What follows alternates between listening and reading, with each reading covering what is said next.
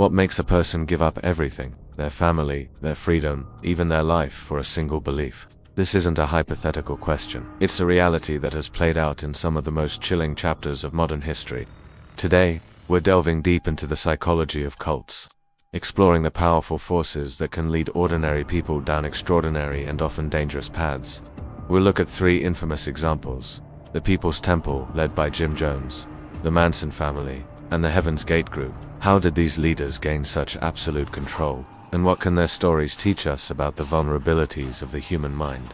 Let's start with a foundational question. What exactly is a cult?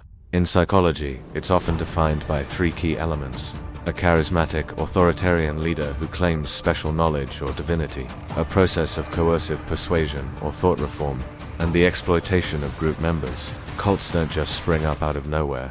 They thrive by fulfilling deep-seated human needs, the need for community, for purpose, and for answers in a confusing world. They often target people at a crossroads in their lives: students away from home for the first time, individuals who have recently lost a loved one, or those feeling disillusioned with society. The initial appeal is rarely sinister. It's one of love, acceptance, and a shared vision for a better world. This technique, known as love bombing, showers new recruits with affection and validation, making them feel seen and special. It's a powerful first step in isolating them from their old support systems. Now, let's turn to our first case: Jim Jones and the People's Temple.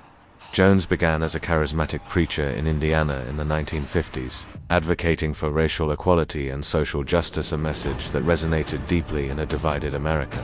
He built a community that appeared to be a utopian paradise, a rainbow family where everyone was welcome. He performed so-called miracles, healing the sick and predicting the future, which solidified his followers' belief that he was a divine figure. But beneath this benevolent facade, a darker mechanism was at work. Jones systematically dismantled his followers' sense of self. He used public shaming, sleep deprivation, and intense loyalty tests to break down their psychological defenses. He controlled their finances, their relationships, and eventually, their every thought. He created an us versus them mentality, convincing his followers that the outside world was a corrupt, dangerous place determined to destroy their sanctuary. This isolation was made absolute when he moved nearly 1,000 of his followers to a remote settlement in Guyana, which he named Jonestown. Here, completely cut off from the outside world, his control was total. His voice was broadcast over loudspeakers 24 hours a day. Any dissent was met with severe punishment. His followers were trapped, not just physically, but mentally. The tragic end came in November 1978, when a US congressman came to investigate reports of abuse. Jones's paranoia reached its peak. After the congressman was murdered on his way out, Jones ordered his followers to commit what he called a revolutionary act of suicide. More than 900 people, including over 300 children, died by drinking cyanide-laced punch. They weren't all mindless followers. Audio recordings from that final day reveal fear, confusion, and resistance. But trapped in a reality shaped entirely by one man, they saw no other way out. Next, we examine a very different, yet equally disturbing, case: Charles Manson and the Manson family. Unlike Jones, Manson didn't promise a utopian society or divine salvation. His appeal was darker, tapping into the counterculture and anti-establishment sentiment of the late 1960s. Manson was a career criminal who attracted a group of mostly young, disaffected people, many of them runaways searching for a sense of belonging. He wasn't a preacher. He was a self-styled guru, a musician, and a philosopher who offered freedom from societal norms. He used a potent mix of charisma, psychological manipulation, and hallucinogenic drugs to gain control. He convinced his followers that he was a manifestation of both Christ and the devil, and that a chaotic, apocalyptic race, war which he called Helter Skelter, after the Beatles song was imminent. He taught them that death was an illusion and that they had nothing to fear. The Manson family was a textbook example of a group in the grip of what is known as a shared psychosis. Manson's own paranoid and violent delusions became the group's reality. He isolated his family at Spahn Ranch, a desolate movie set outside Los Angeles, cutting them off from conventional society.